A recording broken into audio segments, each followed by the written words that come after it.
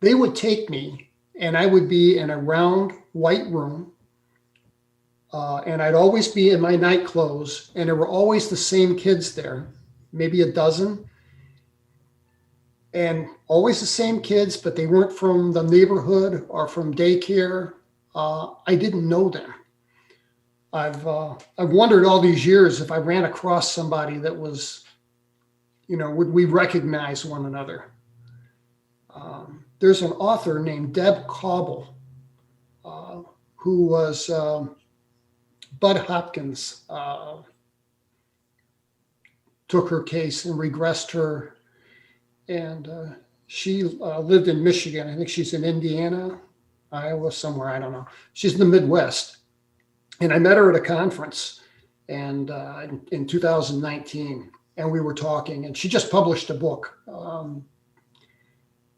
and she told me about how when she was a kid, that she'd be taken from her bed and go to this white room with half a dozen kids. And she said that they were given geometric shaped balls, cubes, geometric forms, little pyramids, all different colors. And they gave me a blue cube.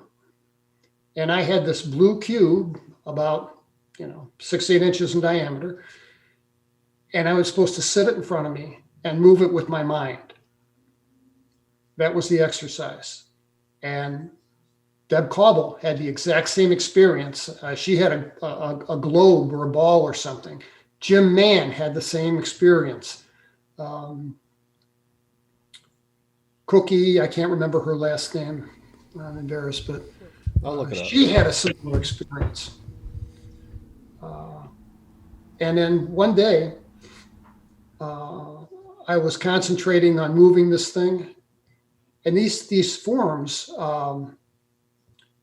weird. They had almost no mass. I mean, if I dropped it to the floor, it would fall to the floor, but it weighed like nothing. And there was always a woman there who was, I believe, a hybrid maybe. She was about 4 foot tall.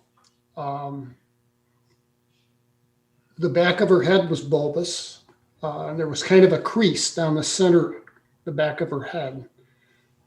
That's the entity that I've referred to as Sue, because she reminded me of a neighbor, an Asian lady from Japan who lived in back of us.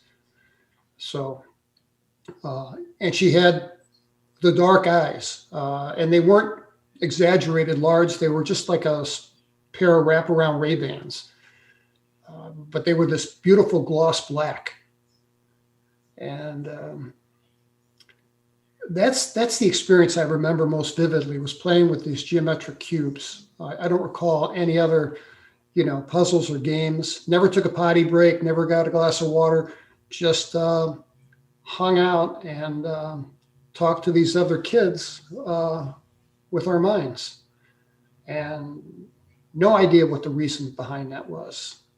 I know this is just conjecture, but what do you think the purpose with the geometric shapes was? Again, conjecture. I think it was to measure our ability and see if any of us had some kind of innate ability to do psychokinesis. I know I can't do it here on Earth. I can't do it. I could do it wherever they took me, because I did it once, but it doesn't work here. Just like, I can't communicate telepathically here, but I could when I was with them. So. Yeah, I wonder about like the other kids too. And you said they weren't from their local area, and I don't think it would make sense for them to take the same kids at the same time. I feel like, and we'll get to this later on when you talk about your Air Force incident, where they don't want you talking or comparing notes with others. So it would make sense to me that they would pull them from different regions. And so you were probably in a class with people, the same people over and over again, who were plucked from different regions, and maybe that was regarded as, oh, this is safe because they're never going to come across one another. Yeah, I had that thought. And this thing had a academic vibe to it. You know, I mean, I'm just 4 and 5, but it felt like school.